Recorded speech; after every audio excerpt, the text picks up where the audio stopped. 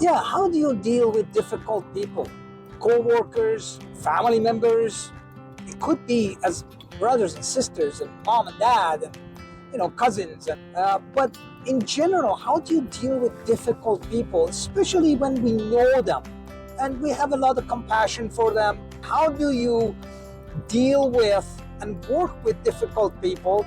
So number one, the way I see it, and that's a question that I usually try to answer, and that's another one.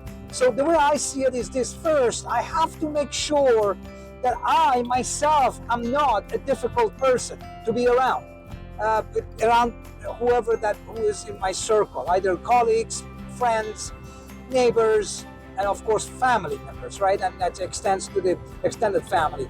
So that's the first thing. The very first thing as a reflection, I need to know that I am not myself a difficult person. Now, so I have to define that. I have to define what difficult person means. Like, what does that mean? So for everybody, that's a different definition. Now, we can come up with some baselines about difficult people and common traits or characteristics of difficult people. And in my view, difficult people are the ones that they're usually set on their own ways. They are not flexible in listening and accepting other people's views and see the world through other people's lens.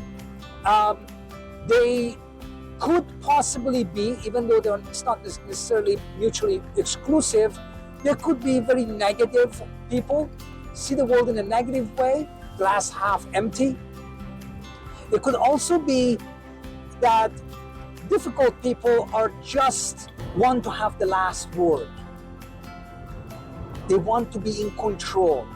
And there are many other, obviously you can say psychopaths, narcissists, of course. They're all, in the DSM-6, of course there are people like that as well. I mean, there are characteristics of, those are the extreme. But no, we're talking about average people, okay? And for me, those characteristics can show up in all of us at any length of time. But difficult people, they are very consistent in those. So if I have a friend or an associate or a colleague who is constantly wants to be right, to me, that's considered to be a characteristic of a difficult person, because there is a certain element that I cannot negotiate or debate a topic in good faith, knowing that there is just no way for that person to change his or her mind, right? So that's number one. So so the first thing is checking in that with myself. Am I a difficult person? And of course, we can be biased, 100% we can be biased. And for what I have asked people around me, friends, family, and those, they don't say that I'm a difficult person, okay? They say that I am very amenable to different ideas, I'm open-minded. There are times that I stand my ground, and of course there are certain virtues and values that I maintain, and I try to maintain that regardless of the circumstances. But for the most part, they say that I am not a difficult person, and far from it. All right? So, and then I flip that and say, okay, I can be difficult at times. So I need to be aware of that and try to make sure to not impose that characteristics whenever that shows up onto other people. So I have to be aware. That self-awareness is very important. All right, so now let's go to the next question, which is, how do you deal with difficult people that there are amongst our circle? I believe that the first thing is that we need to understand and have a sense of compassion. And I don't mean it in a cheeky way, I truly mean that. That if somebody, for example, we know, let's say people that they are just difficult. Let's say we tried to get our views across, we try to help them to see a different view, but in every turn we realize that it's just not working. It's just not working. What would you do? Please share your thoughts and comments below, because I would love to hear this. And I have devoured books and articles. These are all psychology, about cognitive science, psychology, and philosophy, about working with difficult people. But I have to tell you, at the very end, when you come across people like that, with a lot of compassion and love, you have to let them be. In my view, that's the best possible solution. The reason is, here's the reason, that in many research that I have seen and the studies, is that at the end of the day, it comes at the expense of depleting our own energy if we do that. If we continue the engagement of that discussion of whatever it is, or even if the person is so difficult that spending half an hour is maximum. You know what I mean? It's like maximum, that's the most tolerable time you can spend time with. And you do that because you love the person, you still are a compassionate being, and you want to do that. But again, after half an hour, you've got to go. The reason is that you need to conserve your own inner being and compassion and virtues. And it becomes a test at times. And to me, every time that I come across a difficult situation like that with other people in terms of the relations, I try to, and I oftentimes fail, but I'm getting better at it now after years, of course, decades of practicing this.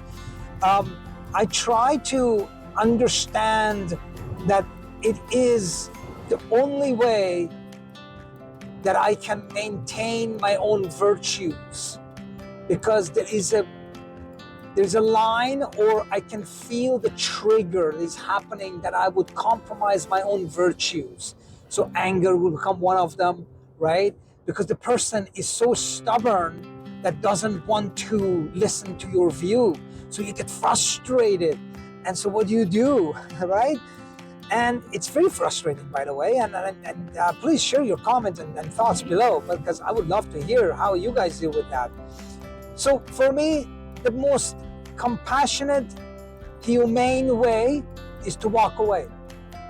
To walk away. I do not engage in a discussion with that person anymore, or people, and I just walk away. I do not engage. I do not start, even if they bring up an idea. I simply say, what is your idea? And I would just sit and for them to give me their ideas, and I say, thank you for sharing, I appreciate it.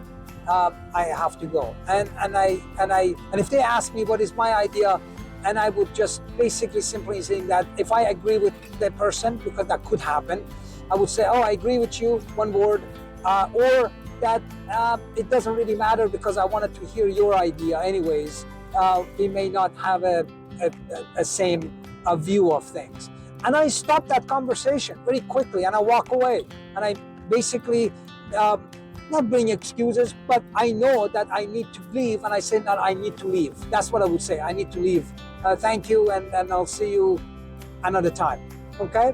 So that is the only way that I can think of. But if you have another way, please share. Okay? Share with everybody in the community. I would love to know what that is. But I do know that one thing that has helped me through that self-compassion is that it has provided me, because I have learned or learning to practice self-compassion. That means I became more compassionate to others and their views. So therefore, I don't dismiss, and the idea of awareness of my own triggers, where I get to a point where I notice that, oh, there is a chance that I would compromise my own virtues, and I do not want that, because that's the test, right? The test, how we value our own being, our own essence, our own virtues, comes not during good times, but during the hard times, when you are being tested.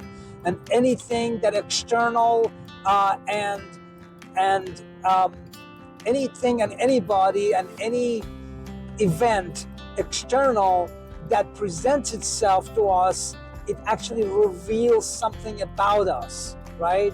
So we need to dig deep and understand why we are reacting the way we are reacting, and then move on from there and learn from it, and then move on and work on that. So that's my view. I hope this was helpful for you. Share your thoughts, your suggestion below. Until next time, keep well, my friends. Keep well.